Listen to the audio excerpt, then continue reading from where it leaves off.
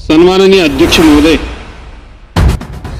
या सभागृहामध्ये गृह, दुग्ध विकास, पशुसंवर्धन, कृषी, मत्स्य व्यवसाय, उद्योग, ऊर्जा, कामगार, खनिकर्म विभाग आणि मराठी भाषा विभाग या विभागाच्या पुरवणी मागण्यांवर चर्चा करण्याकरता म्हणून अध्यक्ष महोदय मी या ठिकाणी उभा आहे। अध्यक्ष महोदय, आता इथे उद्योग मंत्री आणि मराठी भाषा मंत्री सभागृहामध्ये आलेले आहेत। हा अधिवेशनातला दुसरा दिवस मुश्रीफ साहेब आहे। शेवटी आम्ही दुसऱ्या आठवड्यातला पहिला दिवस आहे। दुसऱ्या आठवड्यातला हा पहिला दिवस आहे। अध्यक्ष महोदय, 293च्या प्रस्तावाची वासलात कशी लागली ही आपण बघितली आणि या पुरवणी मागण्या करता म्हणून संबंधित खात्याचे किती मंत्री आहेत हा सुद्धा एक संशोधनाचाच विषय या ठिकाणी आहे। का नैराश्य सरकारच्या मनामध्ये अशा प्रकारचं नैराश्य का, कशा करता? वर काय हो ते मी वरच्या सभागृहात पण मी होतो, मी फक्त ह्याच सभागृहात नाही, त्यामुळे वरच्या सभागृहात सांगायचं खाली आहेत आणि खालच्या सभागृहात वर आहेत, काही नवीन नाहीये। आणि म्हणून तुमच्याकडे कुठलं खातं आहे? वस्त्रोद्योग। मला वाटतं आज आपला विभाग आहे का? आमच्या झिरवळ साहेबांच्याकडे कुठला विभाग आहे? आपला आज विषय आहे का? मुश्रीफ साहेब तुमचा विषय आहे का? आशिषजी जसवालांचा आहे आणि सन्मान्य मंत्री महोदय पंकज भोयरजींचा आहे आणि मॅडम आपला ऊर्जा मला वाटतं विषय आहे। ते आत्ता कुठून तरी इकडून तिकडून आपण आलात। मी मगापासून सभागृहामध्ये इकडे बघत होतो, तिकडे बघत होतो।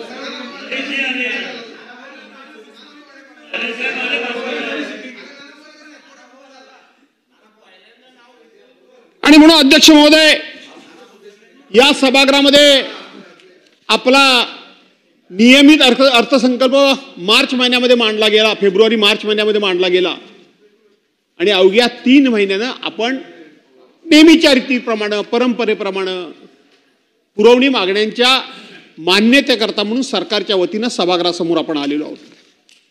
कितीच्या मागण्या आपण मागितल्या अध्यक्ष महोदय?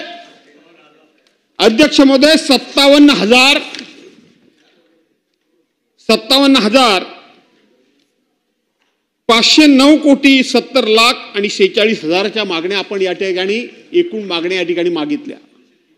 आपण त्या ठिकाणी 25-26चा जो मूळ अर्थसंकल्प आहे तो 7,57,000 आणि 575 कोटीचा अर्थसंकल्प मांडला आणि अवघ्या 2 महिन्यामध्ये आपण 57,000 कोटी रुपयाच्या पुरवणी मागण्या घेऊन सभागृहाच्या मान्यतेला आपण आलात। अजून 2 पुरवणी मागण्या आहेत अध्यक्ष महोदय। अजून 2 अधिवेशनामध्ये 2 वेळा पुरवणी मागण्या सरकारला घेऊन या सभागृहासमोर यावं लागेल। सर्वसाधारणपणे गोडबोले समितीच्या अहवालाप्रमाणे साधारणपणे 5 ते 10% मूळ अर्थसंकल्पाच्या 5 ते 10% जास्त पुरवणी मागण्या असता कामा नयेत। परंतु आपल्या सरकारचं पूर्णपणे आर्थिक नियोजन बिघडलेलं आहे, आर्थिक शिस्त बिघडलेली आहे।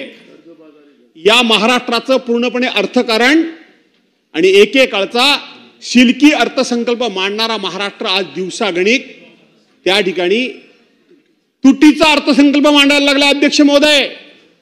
तुटीचा अर्थसंकल्प अध्यक्ष महोदय, केवळ टीकेला टीका करायचा भाग नाही, परंतु मुश्रीफ साहेब आज तुमच्याबद्दल म्हणजे अर्थ खात्याबद्दल बोलतो, अर्थमंत्र्यांबद्दल बोलण्याच्या अर्थ खात्याबद्दल बोलतो। केवळ आम्हालाच कुठल्या प्रकारचा निधी मिळत नाही, विकासाला निधी मिळत नाही, आमच्या कुठल्या कामांना निधी मिळत नाही। फार मोठं खेदाने एक गोष्ट कबूल करावी लागेल, दादा हे राज्याचे अर्थमंत्री आहेत, ते माझे जुने नेते आहेत, त्यांच्याबद्दल मला नितांत आदर आहे। गेल्याच महिन्यामध्ये ते कोकणामध्ये संगमेश्वरला छत्रपती संभाजी महाराजांचं स्मारक उभा करण्याकरता गेले होते. मुश्रीफ साहेब, मी स्वतःहून त्यांच्या स्वागताला गेलो. त्यांच्या हातामध्ये एक पत्र दिलं. सोपल साहेब, तुम्ही पण होतात त्या कार्यक्रमाला पालकमंत्री म्हणून मध्ये. पत्र दिलं. काय पत्र होतं? पत्र हे होतं की माझ्या रत्नागिरी जिल्ह्यामध्ये एकूण 9 तालुके आहेत. 8 तालुक्यांमध्ये छत्रपती शिवाजी महाराजांचा पुतळा आहे. पण फक्त माझ्या गुहागर मतदारसंघामध्ये गुहागर तालुक्यामध्ये छत्रपती शिवाजी महाराजांचा पुतळा नाही. मी बाकी ठिकाणून पैसे उभे करतोय. मला तुम्ही राज्याच्या तिजोरीतून 10 कोटी रुपयाची मदत करा. अशा प्रकारचं पत्र दिलं. खेद वाटला, दुःख वाटलं. त्या दिवशी माझे सहकारी मित्र आमदार शेखरजी निकम यांच्याकडं अजितदादांबरोबर मला जेवणाचं निमंत्रण होतं. मला वाटतं बाहेर गेले का ते. जेवणाचं निमंत्रण होतं. मी ते मान्य केलं, कारण मी सगळ्याच ठिकाणी राजकारण करत नाही, राजकारण बघत नाही, तुम्हाला माहिती आहे. माझं पत्र दादांनी घेतलं. दादांना 4-4 वेळा विनंती मी केली. पण दादांनी छत्रपती शिवाजी महाराजांच्या पुतळ्याला पैसे देण्याचा होकार सुद्धा दिला नाही, मान सुद्धा हलवली नाही आणि टसकी मत झाले नाहीत. मंत्री महोदय, मनाला अत्यंत अत्यंत वेदना झाल्या. असंख्य इंगळ्या डसल्या, असंख्य इंगळ्या डसल्या. कोण जेवणार तुमचं जेवण? कोण तुमच्या बरोबर बसणार? शेवटी लाल मातीतला कार्यकर्ता आहे. काहीतरी आम्हाला मान नाही तर पण स्वाभिमान तर निश्चितपणे आहे. आणि छत्रपती शिवाजी महाराजांच्या पुतळ्या बाबतीत तुम्ही सुद्धा जर राजकारण हे करत असाल, मी डीपीसी मध्ये हा विषय मांडला, आपण त्याला होकार दिला. जे आहे ते मी कबूल करणारा माणूस आहे, तुम्हाला माहित आहे. तुमचे आमचे राजकीय मतभेद आहेत, पण तुमची जनरली शासकीय मीटिंग मी कुठलीही चुकवत नाही. मी जातीनिशी हजर असतो, कोणी मंत्री असू दे. माझं कर्तव्य आहे. मंत्री कुठला हा मला माहित नाही. त्या मंत्र्याकडून माझ्या मतदारसंघातल्या जनतेला मला न्याय कसा देता येईल हे मला बघितलं पाहिजे. पण तक्रार फक्त माझीच होती असं वाटलं. मनाला असंख्य वेदना झाल्या. पण आता सभागृहामध्ये किंवा सभागृहाच्या बाहेर दिल्लीच्या नेत्यांच्याकडं तुम्ही आपसातच एकमेकाच्या तक्रारी करायला लागले आहात. आपसातच. भाजपवाले सुद्धा अर्थ खात्याबद्दल तक्रार करतायत, शिवसेनेवाले सुद्धा अर्थ खात्याबद्दल तक्रार करतायत. मला या निमित्तानं आज बोललं पाहिजे. हा वाईटपणा कोण घेत नाही, पण मी घेतो उदयजी. हा वाईटपणा अध्यक्ष महोदय मी घेतो. काय अर्थकथा यापूर्वी काय अर्थकथा या राज्यामध्ये नव्हतं का? अर्थखातं आणि अर्थमंत्री कोणाला पैसे देणार आणि कोणाला पैसे देणार हे अर्थमंत्री कसे ठरवू शकतात? आज काय चाललंय का या राज्यामध्ये? अर्थमंत्र्यांनी ठरवायचं कुठल्या खात्याला पैसे द्यायचे, कुठल्या आमदारला पैसे द्यायचे, कुठल्या मंत्र्याला पैसे द्यायचे, कुठल्या कामाला पैसे द्यायचे. अशा प्रकारचा अर्थसंकल्प असतो काय? अशा प्रकारचा अर्थसंकल्प असतो? असा अर्थसंकल्प असत नाही. आज तुम्ही अशा पद्धतीने पैसे मांडताय आणि वाटेल तेवढे पैसे द्यायचे जाहीर करताय आणि दुसऱ्या बाजूला राज्याच्या डोक्यावर कर्जाचा डोंगर उभा करताय. मंत्र्यांच्या मनातलं तर नानाभाऊ मी मानतोय, पण माझं राज्य आर्थिक दृष्ट्या डबघाईस यायला लागले. माझ्या राज्याची आर्थिक शिस्त बिघडायला लागली आहे. माझ्या राज्याच्या माणसाच्या डोक्यावर माणसाच्या डोक्यावर आज 70 हजार कोटी रुपये प्रत्येक माणसाच्या 90 गेले. 1000 रुपये कर्ज. ज्यांनी कर्ज काढलं नाही त्या डोक्यावर कर्ज आहे. अशा वेळेला कुणीतरी हे परखडपणे बोललं पाहिजे. करून काय करणार आहात तुम्ही? करणार काय आहात? आमचं विकासाचं काम तुम्ही करणार नाही, करतच नाही आहात. तुम्ही एखाद्या ठिकाणी आम्हाला वैयक्तिक अडचणीत आणू शका. याची ना परवा ना चिंता. अशा अनेक अडचणी आम्ही सामना करतोय अडचणींचा. त्याचा पाडा कधी आम्ही वाचत नाही. पण आम्हाला काही अडचणी थोड्या उभ्या केल्या जातात. पण शेवटी तत्वाकरता, ध्येयाकरता आणि राज्याच्या हिताकरता कुणीतरी हे बोलायला पाहिजे, कुणीतरी हा वाईटपणा घ्यायला पाहिजे. कुठली पद्धत आली ही? सर्वसाधारणपणे अर्थ खातं हे सगळ्या मंत्र्यांनी, सगळ्या सरकारनी चालवण्याचं खातं आहे. कोणा एका मंत्र्यांनी चालवण्याचं खातं नाहीये. एका मंत्र्यांनी चालवण्याचं खातं नाहीये. आणि म्हणून आज या निमित्तानं मी बोलायला जाणीवपूर्वक उभा राहिलोय की 57 हजार कोटी रुपयाच्या तुम्ही पुरवण्या मागण्या मागितल्यात.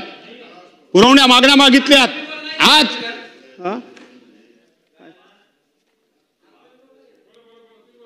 57,000 कोटी रुपयाच्या तुम्ही पुरवणी मागण्या या ठिकाणी मागितल्यात तुम्ही अध्यक्ष महोदय तुम्ही मागितल्यात. आणि म्हणून मूळ अर्थसंकल्प जो आहे तो 7,57,575 कोटीचा. तुम्ही आज हाच अर्थसंकल्प शेवटी 8,15,000 आणि 85 कोटीचा हा तुम्ही या ठिकाणी अर्थसंकल्प घेऊन गेलात. एका 2-2.5 महिन्यामध्ये मूळ अर्थसंकल्पापेक्षा जवळजवळ 1.25 लाख कोटी रुपये 1.5 लाख कोटी रुपये तुम्ही या राज्याच्या डोक्यावर कर्ज तुम्ही केलं. आणि अध्यक्ष महोदय, हे कर्ज जर तुम्हाला अशाच पद्धतीने सुरू ठेवायचं असेल तर भविष्यामध्ये पूर्णपणे येणारा महसूल, आज तुमची चालली मस्ती, आज तुमचं हे सगळं चाललंय ते जीएसटीचा पैसा तुम्हाला येतो म्हणून हे सगळं चाललंय. जीएसटीचा पैसा येतो म्हणून तुम्हाला चाललंय. कधी जर जीएसटी नसेल तर राज्याची अवस्था काय होईल. आणि म्हणून अध्यक्ष महोदय, आर्थिक शिस्त राहिली पाहिजे. आर्थिक शिस्त आणण्याकरता समस्त सभागृहानं आपलं वैयक्तिक काय स्वार्थ असेल, वैयक्तिक काय म्हणणं असेल ते बाजूला सारून राज्याच्या हिताकरता सभागृहानं एकमतानं कधीतरी हा निर्णय घेण्याची गरज आहे की एकदा मूळ अर्थसंकल्प सादर झाला की मूळ अर्थसंकल्प झाल्यानंतर जर एखादी आपत्ती आली, एखादा अचानकपणे संकट आलं, एखादा अचानकपणे त्या ठिकाणी पाऊस पडला, शेतकऱ्यावर कुठलं तरी संकट आलं, कुठली तरी अचानक कॅलॅमिटी आली, तर त्याच्याकरता पैसे कुठून आणायचे. म्हणून आपल्या राखीव निधीतून पैसे काढावे लागतात. आणि राखीव निधीतून पैसे काढून त्या पैशाला मंजुरी घेण्याकरता म्हणून सभागृहासमोर यावं लागतं. हे खऱ्या अर्थानं अर्थसंकल्पाचं काम आहे. आणि ही खऱ्या अर्थानं अर्थसंकल्पाची शिस्त आहे. आणि ही खऱ्या अर्थानं अर्थसंकल्पाची पद्धत आहे. आणि ही खऱ्या अर्थानं राज्याची आर्थिक शिस्त आणि आर्थिक चौकट मोडणार नाही, याच्याकरता ही काळजी घेण्याची खऱ्या अर्थानं ही गरज आहे. आणि म्हणून अध्यक्ष महोदय, गृह विभागावर पहिल्यांदा बोलत असताना मी पहिल्यांदा कृषी या विषयावर बोलतो. आमचे ज्येष्ठ सहकारी या ठिकाणी सोपल साहेब बसलेले आहेत. ते सोपल साहेब बोलणार होते, पण मी त्यांना म्हटलं की तुम्ही बोललात की पुन्हा 5-7 सदस्य बोलतील, त्यानंतर माझा नंबर कधी येईल मला माहीत नाही. माणूस मोठ्या मनाचा, दिलदार मनाचा, तो म्हणाला पहिल्यांदा तुम्हीच बोला, फक्त माझा विषय पहिला मांडा. आणि म्हणून आमचे ज्येष्ठ सहकारी या ठिकाणी सोपल साहेब म्हणाले की तू बोल पण माझा विषय पहिल्यांदा मांड. आणि म्हणून मंत्री महोदय, कृषीशी मला वाटतं अशी जी तुमच्याकडे कृषी आहे ना, आपले कॅबिनेट मंत्री आहेत कुठं, काय झालं म्हणजे त्यांच्यावर वरच्या म्हणजे वरच्या म्हणजे काय झालं म्हणजे चाकबीक पडते म्हणून येत नाही की काय सभागृहामध्ये, काय होतं काय. बरं असू दे, अशी जी तुम्ही आहात ना काय हरकत नाही. आणि म्हणून सन्मान्य सोपल साहेबांचं हे मी माझं मांडणं म्हणण्याच्या त्यांचा विषय म्हणून त्यांचं नाव घेऊन मी जाणीवपूर्वक या ठिकाणी मांडतोय.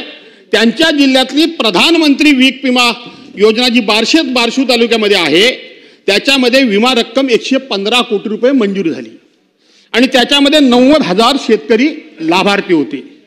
परंतु त्यापैकी 115 कोटीपैकी वितरित किती झाले मंत्री महोदय, 65 कोटी झाले.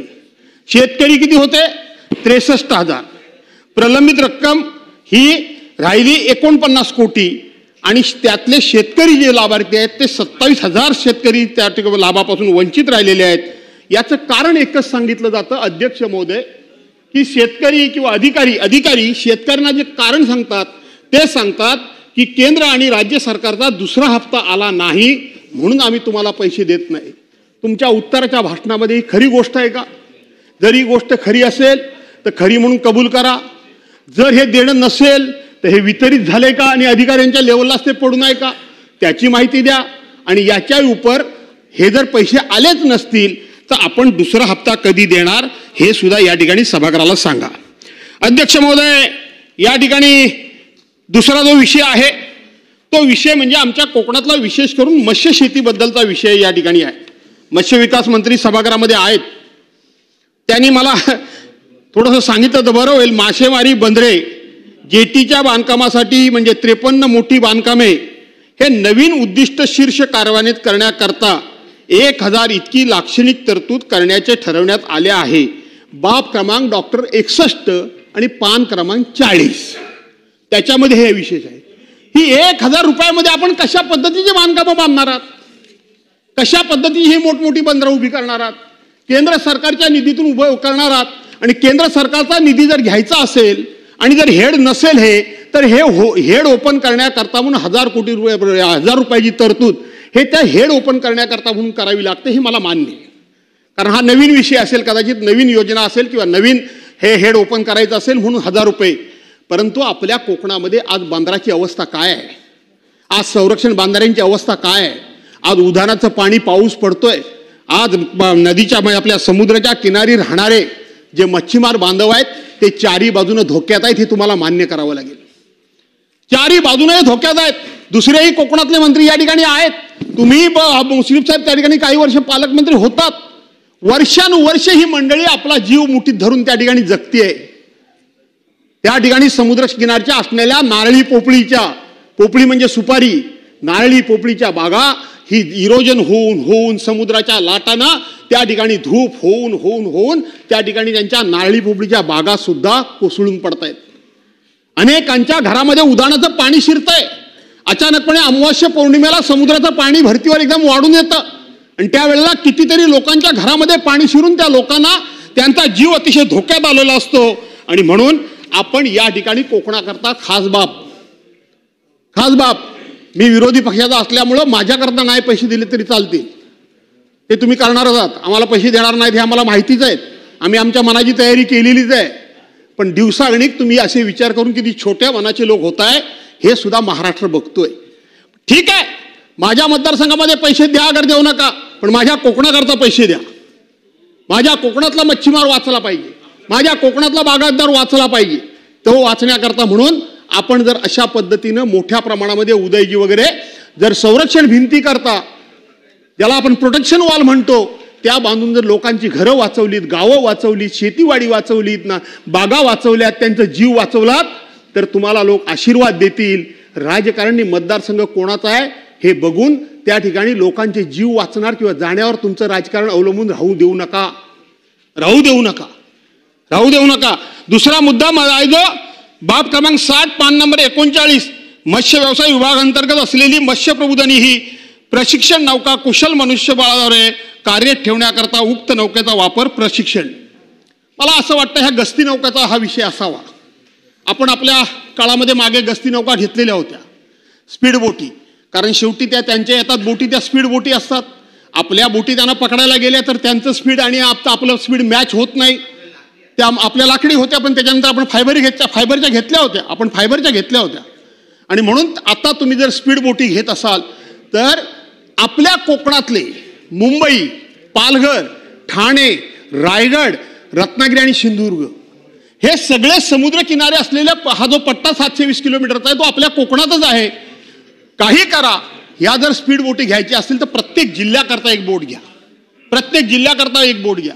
आणि त्याचबरोबर आजच्या दिवशी मी आठवण करून देतो, पालकमंत्री महोदय या ठिकाणी बसलेले आहेत. आपण 3 ड्रेजर घेतले होते. मीच त्यावेळेला मत्स्य विकास राज्यमंत्री होतो. मेरडीपाट्या बोर्डाकडून आपण 3 ड्रेजर घेतले होते. आज ते ड्रेजर कुठे आहेत माहीत नाही. मागच्या वेळेला आपण डीपीसी मध्ये त्याच्यावर चर्चा केली. एक ड्रेजर सिंधुदुर्गाला जाणारा हा कुठेतरी ठाण्याच्या आसपास तो बुडाला होता खाडीमध्ये, ठाण्याच्या पुढे. आणि बुडालेला आम्ही सिंधुदुर्गला दिलेला आणि चांगला आम्ही रत्नागिरीत ठेवलेला होता. आणि एक इकडेच आम्ही ठेवला होता. पण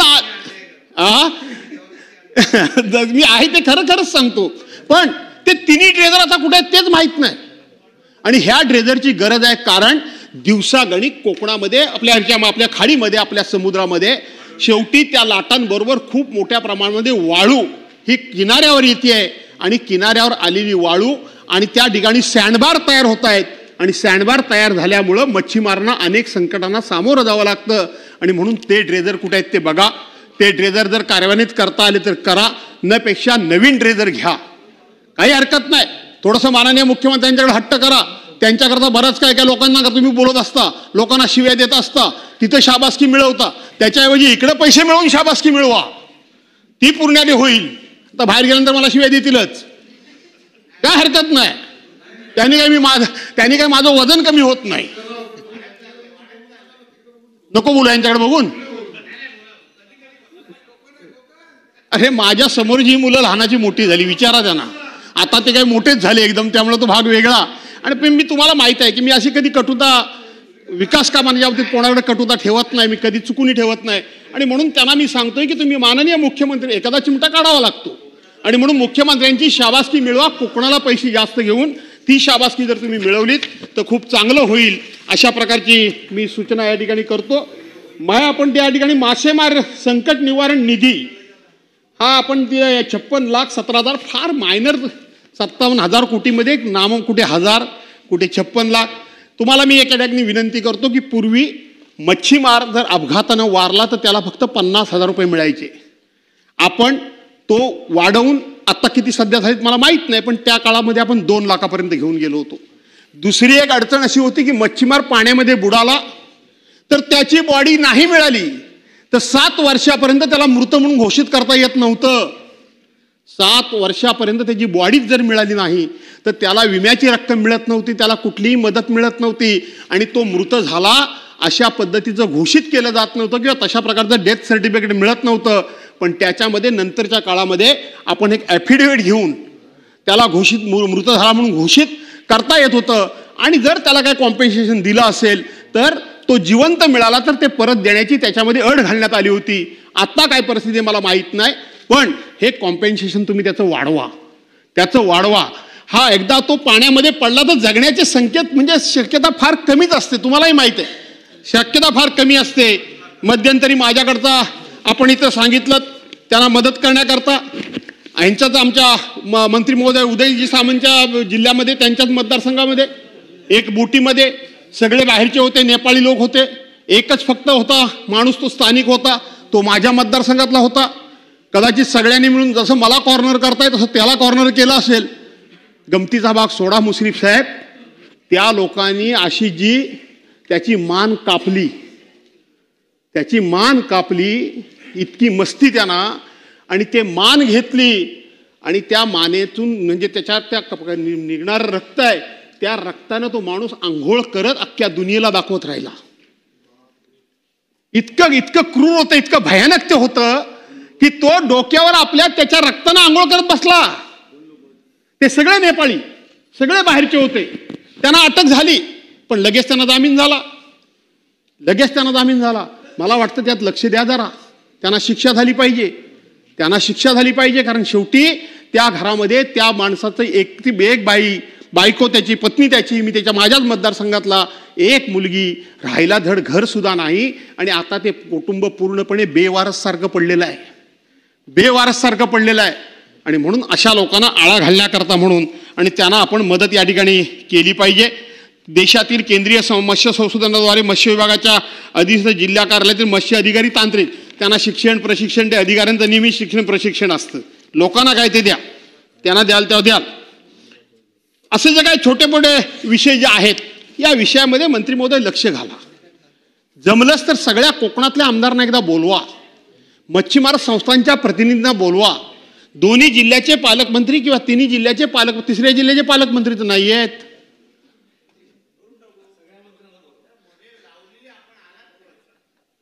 नाही, असं होऊच शकत नाही. मला बोलवलं असं माहिती घ्या तुम्ही. तुम्ही एक काम केलं असेल, सर्वांना बोला, भास्करला बोलवू नका. मी कुठेही गेलो ना तरी मी सरकारी मीटिंग चुकवत नाही.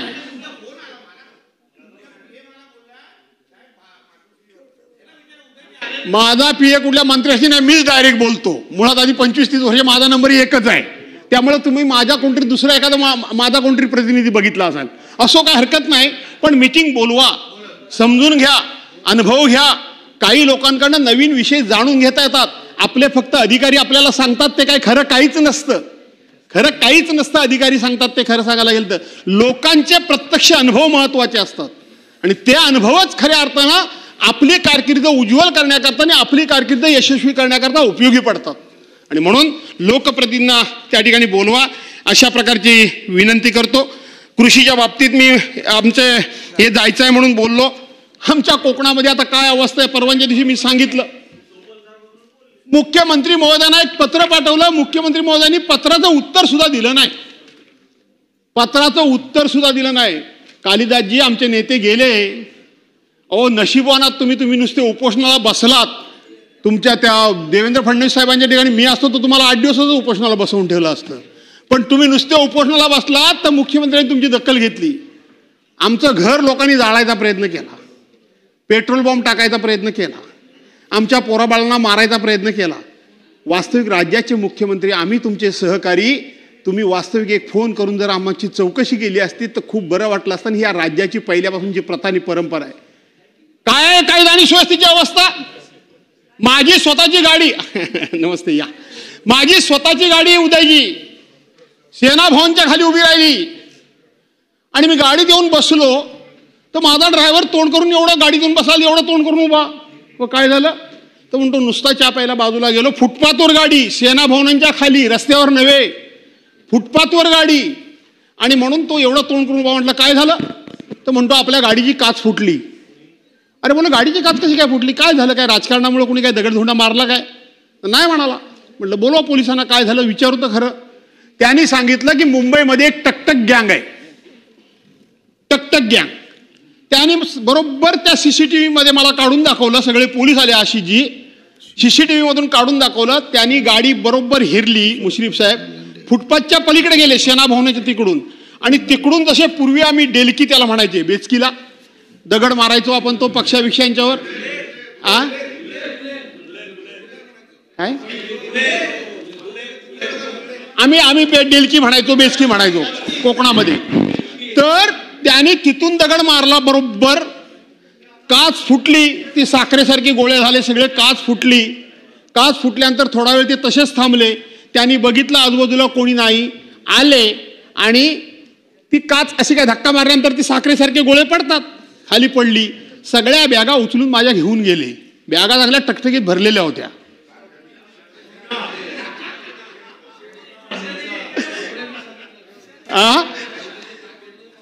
अहो ज्या दिवशी आपलं अधिवेशन संपलं तो माझा बाळबिस्तारा मोठा माझ्याबरोबर तयार असतो. सगळ्या बॅगा फायलीने भरलेल्या होत्या, पिशव्या होत्या. बॅगा म्हणजे बॅगा अशा नव्हत्या, कापडी पिशवी वगैरे, त्या सगळ्या घेऊन गेले. त्या व्यवस्थितपणे बांधून ठेवलेल्या. त्यांच्या मनात म्हटलं साला बरंच काहीतरी घबाड मिळालेलं दिसतंय. मुद्दा गमतीचा सोडा, 1.5 वर्ष होऊन गेलं. आशिषजी अनेक वेळा पोलिसांना विचारलं त्या टकटक गँगचं काय झालं. आता आपण आपली दुःख सांगायची नसतात. ही जर आपली अवस्था असेल तर सामान्य माणसाची दखल कधी घेतली जात असेल. हे सेना भवनच्या खाली भर रस्त्यावर होत असेल. 5 पथकं नेमली, 5 पोलिसांनी. हल्ली पथक हा प्रकार भारी झालाय. तो वाल्मिक कराड शोधायला 150 पथक, तो शिवाजी महाराजांचा पुतळा पडला त्याला 25 पथक, आणखीन कुणी काय बलात्कार केला त्याला 25, त्या अक्षय शिंदेला पकडली शाळेमध्ये त्याला 10 पथक. आणि सगळे मिळाले कुठं? ही पथकं काय काय त्या ठिकाणी काय सहलीला जातात की काय, पर्यटनाला जातात की काय? तो शेवटी वाल्मिक कराड स्वतः हजर झाला. पथकाने काय केलं? तो अक्षय शिंदे तिथंच डोंबिवलीलाच मिळाला. पथकाने काय केलं? त्याच्यानंतर दुसरं कोणाचं मी नाव घेतलं, तो पण तिथं शिवाजी महाराजांचा पुतळा पडला, तो सुद्धा घरीच मिळाला. पथकाने काय केलं? कसलं पथक? काय पथक? सरकारी पैशानं हे लोक पर्यटनाला जातात की काय पोलीस? काय यांचं बँड पथक झालंय तुम्ही म्हणता तसं. आणि म्हणून यांच्यावर दखल घेण्याची गरज आहे. अध्यक्ष महोदय, दुसरा एक विषय आहे. परवांच्या दिवशी आमच्या गुहागर मधला एक नाटेकर नावाचा माणूस कारल्याला त्या ठिकाणी एकविरा आईच्या दर्शनाला आला. एकविरा आईच्या दर्शनाला आला, दर्शन केलं आणि गर्दी होती म्हणून तिथल्या बाजूच्या बंगल्याच्या कंपाऊंड मध्ये त्यांनी गाडी रिव्हर्स घेऊन फक्त गाडी वळवली. फक्त गाडी वळवली. मुश्रीफ साहेब त्याचा पाठलाग करून त्याला चेचून चेचून मारला. कंपाऊंड वॉलच्या दरवाजाला टच झाली का? नाही. त्याच्या गेटला काय धक्का लागला काय? नाही. त्याचं काय नुकसान झालं काय? नाही. ते नाना तऱ्हेनं तो हातापाय पडत होता. अरे मी नुसती गाडी वळवली, मला सोडा, तुमचं काय म्हणणं असेल ते करा. त्याला अक्षरशः मंत्री महोदय पुण्याला, लोणावळ्याला, कारलाला, एकविराई देवीच्या त्या रस्त्यावर ठेचून ठेचून मारला. काय चाललंय का हे?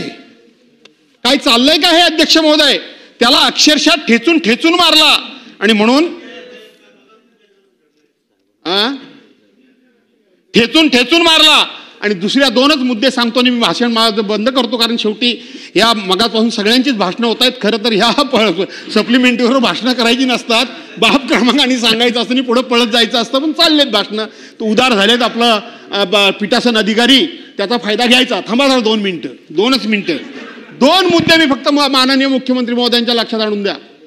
पूर्वी प्रत्येक शासकीय कार्यालयामध्ये टेलिफोन असायचे, लँडलाईन नंबर असायचे. उद्धव साहेब तुम्ही पण लक्षात घ्या, तुमच्या उद्योग खात्यावर मी बोलत नाहीये, खरं बोलायला हवंय. कोकणामध्ये काय काय उद्योग आणताय ते सांगा एकदा आम्हाला, ते पुढच्या वेळेला बोलू. आणि म्हणून पूर्वी प्रत्येक खात्यामध्ये टेलिफोन नंबर होते, तुम्ही पण ताई लक्षात घ्या. लँडलाईन होते. आता कुठल्याही खात्यामध्ये लँडलाईन राहिलेले नाहीत. कुठे शोधायचं पोलिसांना तुमच्या? कुणी शोधायचं? लँडलाईन नंबरच अस्तित्वात नाही. आणि कुठल्याही तुम्ही ड्युटी अंमलदाराला जर फोन केलात आणि त्याच्याकडे साहेबाचा फोन नंबर मागितलात तर तो सांगतो साहेबांचा मोबाईल नंबर माझ्याकडे नाही. आणि म्हणून मी एक कल्पना मागच्या वेळा सुचवली होती की MSCBच्या अधिकाऱ्यांनी, ताई तुमच्या खात्यानं लक्षात घ्या, आपल्या ऊर्जा खात्याच्या अधिकाऱ्यांनी अगदी सगळ्या अधिकाऱ्यांचे नंबर, अधिकारी जरी बदलला तरी त्याचे नंबर तेच आहेत. सीईचे पण तेच आहेत, एसीचे पण तेच आहेत, एक्झिक्युटिव्ह इंजिनियरचे पण तेच आहेत, डेप्युटी इंजिनियरचे तेच आहेत, लाईन नंबरचे तेच आहेत. अधिकारी जाऊ द्या, लँडलाईन प्रमाणे तो मोबाईल नंबर त्या माणसाकडेच राहिला पाहिजे किंवा तो नंबर तिथं राहिला पाहिजे. अशा प्रकारची मंत्री महोदय व्यवस्था करा. ही अवघड नाहीये. आमच्या एसपींची तुम्ही बदली केलीत. आमच्या जिल्ह्यामध्ये त्यांनी सुरुवात केली होती. धनंजय कुलकर्णी नावांचा एसपी, इतका चांगला माणूस, त्याला एका साईडला आणून कोपऱ्यात टाकलात. त्याचं इन्सल्ट आहे खरं सांगायला गेलं तर. इतका चांगला अधिकारी गेले कित्येक वर्षात आपल्या जिल्ह्याला लाभला नव्हता, हे तुम्हालाही मान्य करावं लागेल. तुम्ही त्याची शिफारस केली हे मला कळलं. तुम्ही त्यांना चांगली पोस्टिंग मिळावं अशा पद्धतीचं प्रयत्न केलात हे मला कळलं. मला असं वाटलं होतं की तुमचं यांच्याकडं फडणवीस साहेबांच्याकडे मोठं वजन आहे, पण घटलेलं दिसतंय वजन. आणि म्हणून तुम्ही ते बघा, तशा पद्धतीचे खात्याच्या सगळ्या अधिकाऱ्यांनी जर केलं तर त्यांना शोधणं सोपं जाईल. आणि दुसरी गोष्ट, आमचे दीपक केसरकर राज्यमंत्री होते तेव्हापासून मी त्यांच्या मागं लागलो होतो. तुम्ही हल्ली गाडीने जातच नाही, तुम्ही कायम हेलिकॉप्टरनीच जाता. आता पावसामध्ये ते गोव्या मार्ग जाता. आपल्याकडे म्हणता पोलीस कमी आहेत, तुम्ही म्हणता की नाही, गुन्हे डिटेक्ट करायचे असेल तर पोलिसांची संख्या कमी आहे, पोलीस कमी आहेत. अहो त्या रस्त्यावर पोलीस अक्षरशः लोकांना छळतायत, त्रास देत आहेत.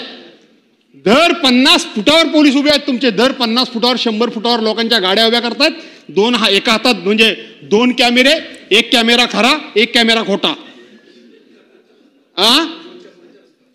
पनवेल ते सिंधुदुर्ग चालेल का नको? किमान रत्नागिरी, सिंधुदुर्गात नको, ते चालू दे. अरे ते सगळे कोण असला तरी ते ऐकतात काय? एवढं सोपं आहे का ते? कोकणामध्ये रस्ती तुम्हाला मी गंमत सांगतो, यांच्या कोणाच्या लक्षात येत नाही. कोकणातला रस्ता हा सगळ्या सिटीमधून गेलाय मुश्रीफ साहेब. कारण कोकण हा संपूर्णपणे खाडी किनारी वसलाय. पूर्वी माल वाहतूक ही पूर्णपणे बोटीनं व्हायची. त्यामुळं सगळी शहरं ही खाडी किनारी, समुद्र किनारी वसलेली असल्यामुळं तिथली स्थानिक पोलीस स्टेशन आहेत. प्रत्येक ठिकाणी स्थानिक पोलीस स्टेशन आहेत. आणि सगळा रस्ता हा आपला शहरातून जातो. कशा करता हे एवढे पोलीस? 10, 15, 20 पोलीस गाडी घेऊन उभी, येणारी प्रत्येक गाडी उभी करतात. एकदा स्पष्ट करा की त्यांना कोणता अधिकार आहे, कोणता अधिकार नाही. छळतात अक्षरशः. कॅमेरा मारायचा, मग तो बिचारा येतो, मग चल तुझा डिलीट. ऐकला नाही की म्हणायचं तुझा डायरेक्ट तिकडे गेलाय मेसेज. आणि तुम्ही पण सांगता एकदा त्याचा फोटो काढला की त्याचा मेसेज डायरेक्ट जातो. तो खऱ्या कॅमेऱ्यात मारला तर डायरेक्ट जाईल, डुप्लिकेट कॅमेऱ्यात फोटो काढला तर कसा जाईल, कसा जाणार आहे? आणि म्हणून बाकी महाराष्ट्रात काय करायचं ते करा, पण त्या कोकणामध्ये मात्र हे तुमचे जे काही पॉइंट आहेत ते कमी करा. कारण आम्ही रोज गाडीनं प्रवास करतो, लोक आम्हाला ओळखतात आणि मग रस्त्यावर दाखवतात, ओ साहेब बघा हो, आमची लहान लहान पोरं बाळा येतो, 2 तास झाले हा सोडायला तयार नाही. अरे काय झालं, कशामुळं? नाही कागदपत्र आहेत, सगळे आहेत, पण जाऊन तिकडे उभा राहिला एका कोपऱ्यात. आता बोललं तर वाईट वाटेल, पूर्वीच्या काळामध्ये एक वाल्या कोळी होता, आता आमच्याकडे प्रत्येक झाडाच्या आड एक वाळ्या कोळी तुमचा असतो, प्रत्येक ठिकाणी. आणि म्हणून त्यांना कमी करा आणि लोकांचा त्रास कमी करा, अशा प्रकारची या ठिकाणी विनंती करतो. पुन्हा एकदा या मागण्यांना विरोध करत असताना विरोधाचं कारण मी तुम्हाला स्पष्टपणे सांगितलंय की राज्याची आर्थिक स्थिती बिघडू देऊ नका. राज्याचे अर्थमंत्री म्हणजे ठरवतील त्यांना धडवल ते पैसे, अशा पद्धतीनं अर्थखातं चालू शकत नाही आणि अशा प्रकारचं अर्थखातं असू शकत नाही. आणि जे दादांना सांगा, छत्रपती शिवाजी महाराजांच्या पुतळ्याला तुम्ही विरोध केला होता, तुम्ही खूप मोठे आहात, तुम्ही नेते आहात, पण शेवटी शिवाजी महाराजांकरता भास्कर संघर्ष केल्याशिवाय राहणार नाही एवढंच तुम्हाला सांगतो आणि या पुरवणी मागण्याला विरोध करतो आणि थांबतो. जय हिंद, जय महाराष्ट्र.